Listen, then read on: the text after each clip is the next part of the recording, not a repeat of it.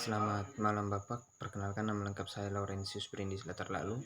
Saya merupakan mahasiswa kelas A semester 7, jurusan Sosiologi. Pada kesempatan malam hari ini saya ingin membahas salah satu buku dan membahas inti-inti dari salah satu buku yang telah Bapak bagikan. Buku ini berjudul Problema Sosial di mata kuliah kajian seminar masalah-masalah sosial. Baik, yang pertama ada sejarah teori masalah sosial. Masalah sosial sendiri banyak dianggap sebagai situasi sosial yang besar jumlah pengamat yang dirasa tidak sesuai dan perlu diperbaiki. Sosiolog awal Amerika Serikat menerapkan model medis dan analisis masyarakat untuk menilai apakah berapa patologi hadir, menggunakan apa yang dianggap sebagai kriteria universal. Karena normalitas sosiolog umumnya beranggapan bahwa timbul masalah sosial dari orang jahat tidak menyesuaikan diri dengan orang-orang yang tidak normal, karena laki-laki definisial atau gangguan mental, kurangnya pendidikan atau sosialisasi yang tidak tuntas. Ahli patologi sosial ini karena mereka menganggap itu sebagai norma dasar masyarakat memiliki yang dimiliki oleh masyarakat itu secara universal, memandang masalah sosial sebagai perilaku atau tatanan sosial yang mengganggu tatanan norma-norma atau moral yang ada di sekitar mereka. Bagi mereka, tatanan moral masyarakat Amerika Serikat menentukan perilaku seperti alkoholisme, bunuh diri, pencurian, dan pembunuhan sebagai masalah sosial. Tetapi pendekatan ini tidak memperhitungkan kompleksitas yang melekat pada masyarakat yang beragam. Kemudian dalam variasi pendekatan absolut sosiolog pada tahun 1920-an sampai dengan 1930-an difokuskan pada kondisi masyarakat yang memupuk masalah. Masyarakat menjalani perubahan cepat dalam proses migrasi, urbanisasi, dan industrialisasi. Kemudian dianggap memiliki kantong disorganisasi sosial. Area tertentu dari kota-kota yang mengalami perubahan paling cepat misalnya ditemukan untuk mengalami tingkat kejahatan, kehancuran keluarga, dan mental yang tidak proporsional. Dalam beberapa dekade terakhir, banyak sosiolog telah kembali studi mengenai masalah atau oknum-oknum yang melanggar harapan masyarakat. Yang modern, studi tentang penyimpangan dikembangkan dalam dua arah. Yang pertama, mencari sumber penyimpangan atau struktur sosial.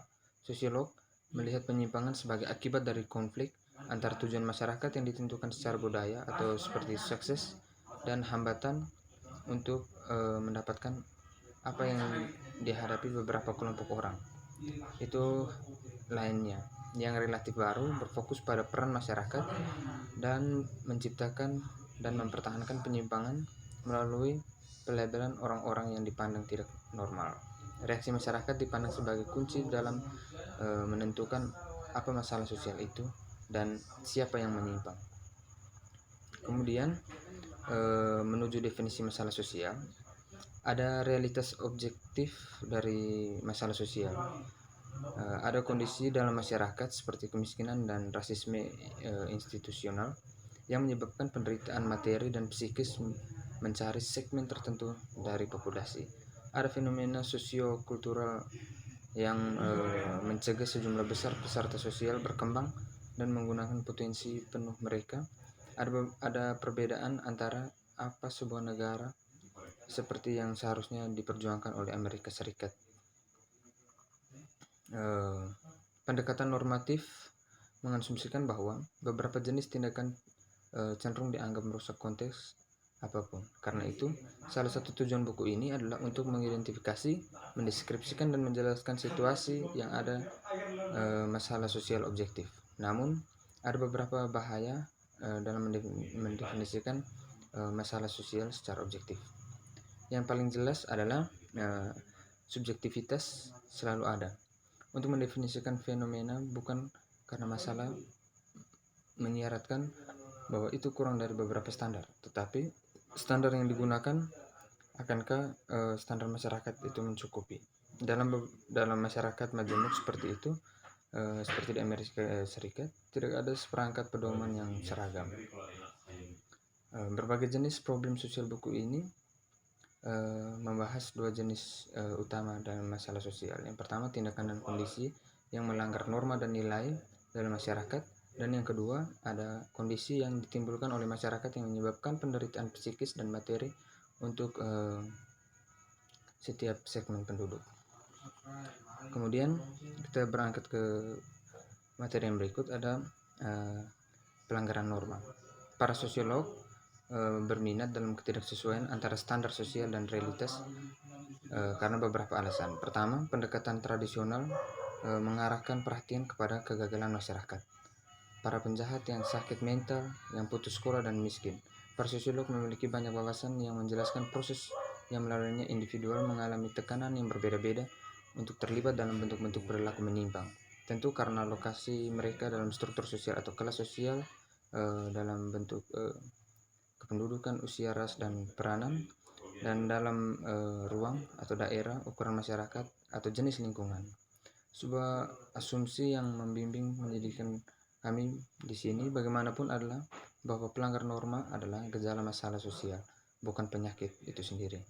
Dengan kata lain, kebanyakan penyimpangan adalah korban dari hendaknya tidak sepenuhnya dipersalahkan oleh masyarakat atas penyimpangan mereka, dan sebaliknya sistem mereka hidup harus disalahkan. Kemudian di materi berikut ada kondisi sosial. Masalah sosial yang kedua ditekankan dalam teks ini melibatkan kondisi yang menyebabkan penderitaan psikis dan materi untuk beberapa kategori orang di Amerika Serikat. Di sini fokusnya adalah bagaimana masyarakat beroperasi dan siapapun yang diuntungkan dan siapa yang tidak berada di bawah pengaturan yang sudah ada. Dengan kata lain, ada prasangka sistem, bagaimana pahala sosial didistribusikan, apakah beberapa kategori orang menderita atau untung karena pengaturan sekolah atau juri yang dipilih, karena sistem senioritas yang digunakan oleh industri, atau karena bagaimana perawatan kesehatan disalurkan.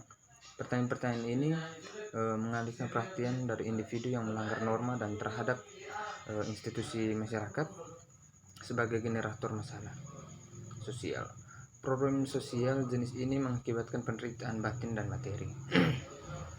Dengan demikian, pengaturan masyarakat dapat terlonggarkan dengan cara yang tidak responsif terhadap banyak kebutuhan manusia. Sebagai tolak ukur, mari kita berasumsi dengan Abraham Maslow bahwa seluruh umat manusia memiliki satu set kebutuhan dasar yang sama. Kebutuhan dasar-dasar untuk tempat bernaung dan pangan, keamanan, dukungan kelompok, rasa hormat, dan aktualisasikan diri atau perlunya keterlibatan yang kreatif dan konstruktif dalam kegiatan yang produktif dan signifikan. Ketika kebutuhan ini digagalkan,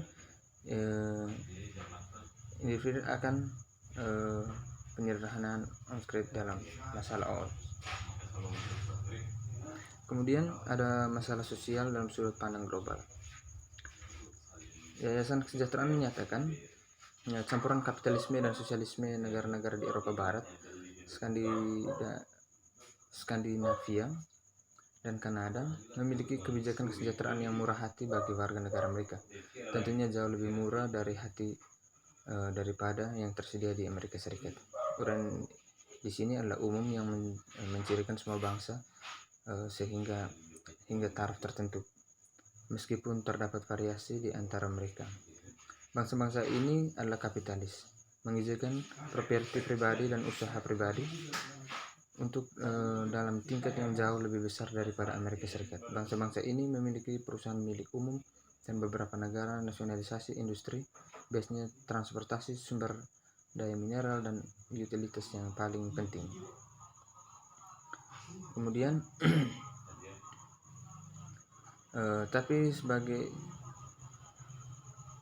di dalam buku Joy R. Fagin dan Clarice Roder Fagin menunjukkan dalam diskusi mereka tentang Swedia, jika kita harus menambah pajak kepada orang yang membayar biaya asuransi kesehatan swasta dibawa oleh banyak orang Amerika, baik sebagai biaya perawatan medis yang tidak tercakup oleh asuransi dan biaya lain sosial swasta seperti penitipan anak,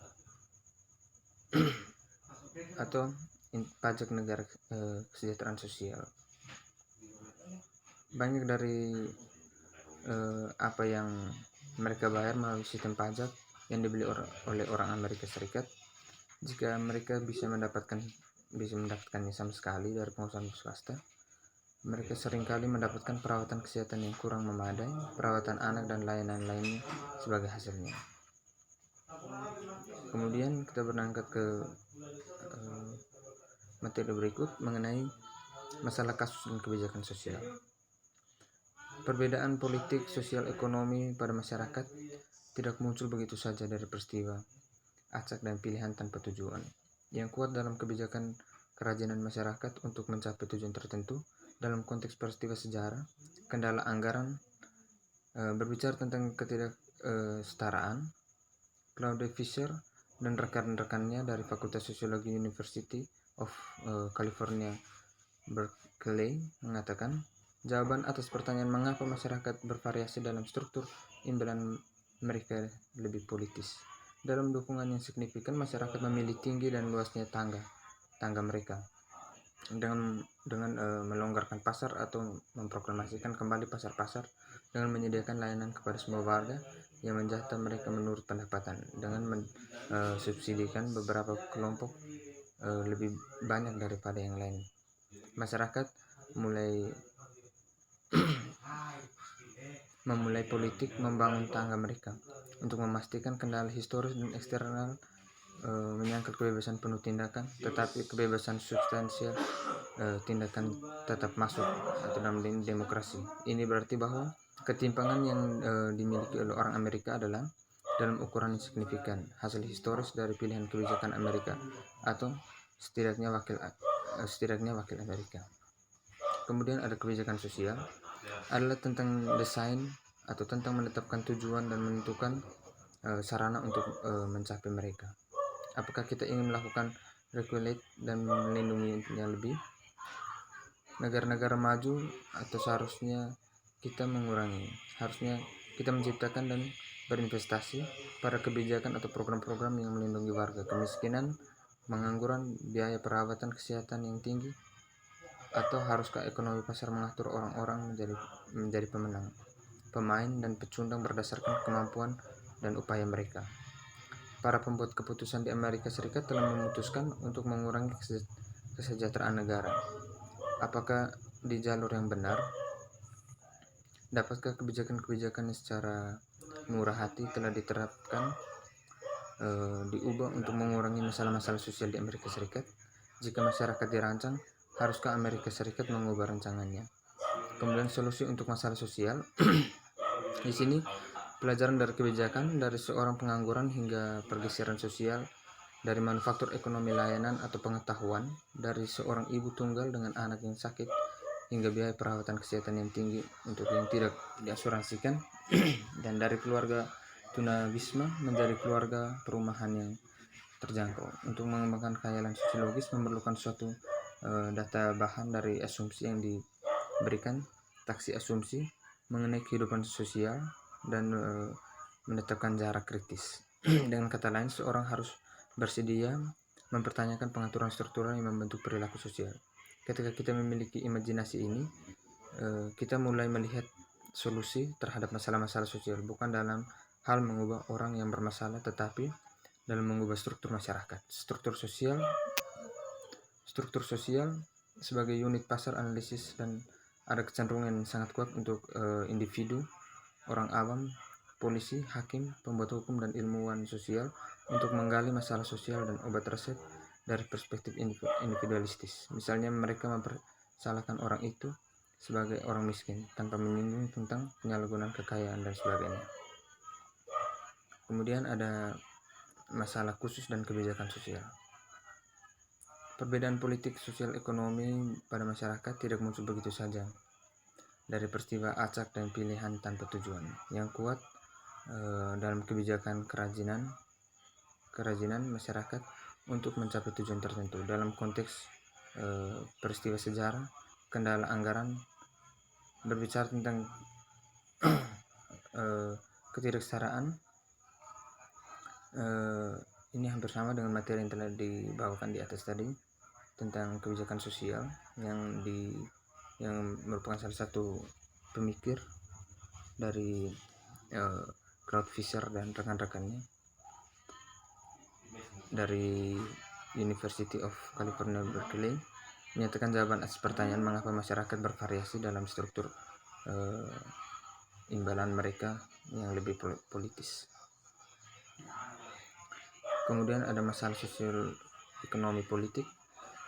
Ini berkaitan dengan kapitalisme yang oleh Karl Marx, di mana tulisan-tulisannya memiliki dampak yang sangat besar pada setiap ilmu sosial. Konstruksi intelektual dalam bidang sosiologi mencakup pengembangan model konflik masyarakat, teori perubahan sosial berdasarkan antagonisme antara golongan sosial atau adanya kelas-kelas sosial, kemudian adanya pemahaman bahwa power terutama berasal dari produksi ekonomi atau kekuatan berasal dari produksi ekonomi. Siapa yang memiliki kekuasaan adalah orang yang berada di kasta tertinggi berdasarkan urutan ekonomi atau kelas. Kemudian keprihatinan mengenai asal-usul sosial dan keterasingan. Marx percaya bahwa dasar tatanan sosial di setiap masyarakat adalah produksi barang-barang ekonomi. Mungkin sekian materi yang bisa saya bawakan pada malam hari ini. Jika ada kekurangan ataupun salah kata, saya mohon maaf. Atas perhatiannya saya ucapkan terima kasih.